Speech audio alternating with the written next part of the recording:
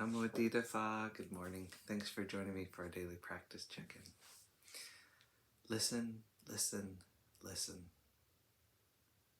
This beautiful sound calls us back to our true home.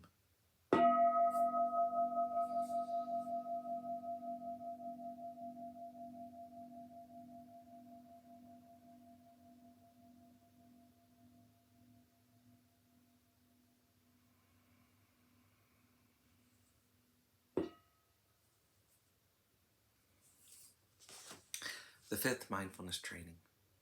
Aware of the suffering caused by unmindful consumption, I vow to cultivate good health, both physical and mental, for myself, my family, and my society by practicing mindful eating, drinking, and consuming.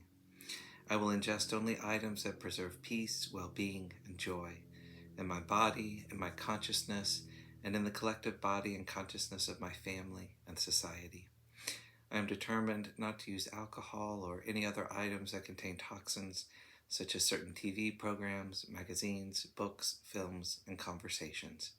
I am aware that to damage my body or my consciousness with these poisons is to betray my ancestors, my parents, my society, and future generations. I will work to transform violence, fear, anger, and confusion in myself and in society by practicing a diet for myself and for society. I understand that a proper diet is crucial for self-transformation and the transformation of society.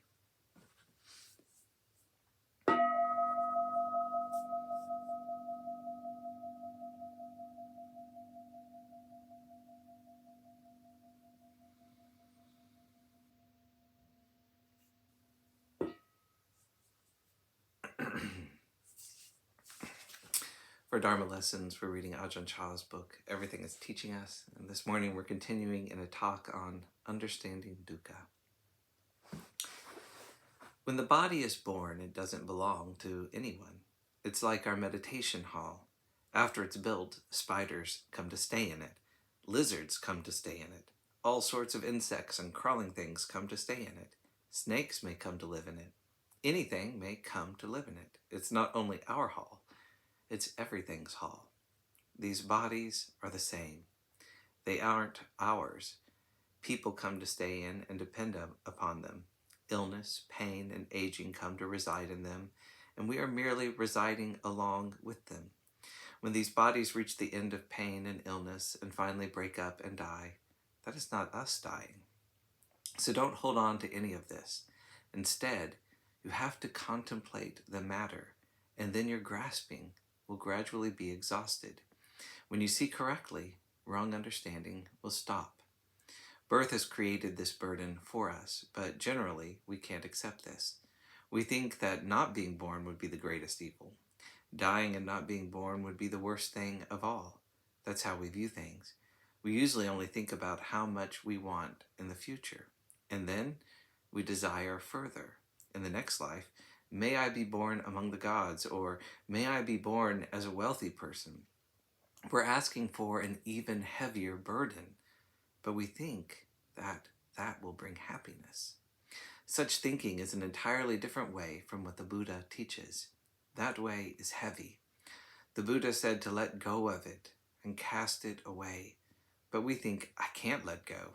So we keep carrying it, and it keeps getting heavier. Because we were born, we have this heaviness. To really penetrate the Dharma purely is thus very difficult. We need to rely on serious investigation. Going a little further, do you know if craving has its limits? At what point will it be satisfied? Is there such a thing? If you consider it, you will see that tanha, blind craving, can't be satisfied. It keeps on desiring more and more.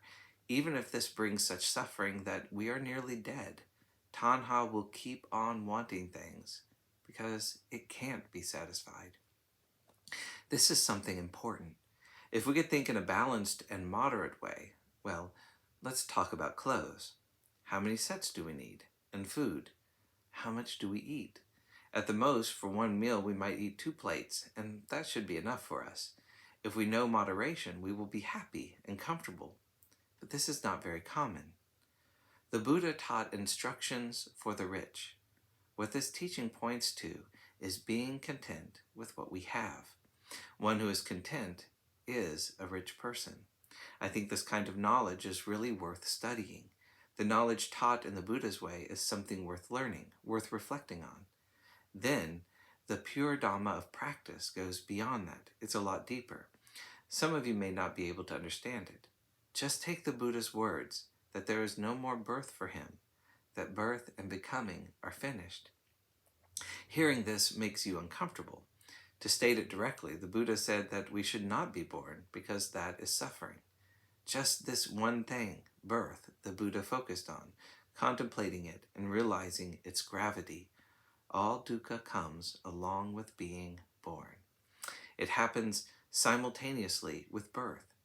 When we come into this world, we get eyes, a mouth, a nose. It all comes along only because of birth. But if we hear about dying and not being born again, we feel it would be utter ruination. We don't want to go there. But the deepest teaching of the Buddha is like this.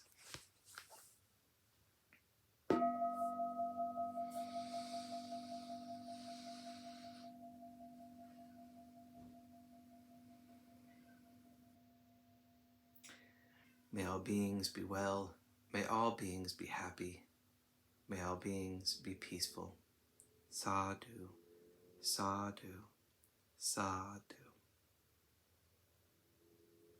Thank you for joining me today.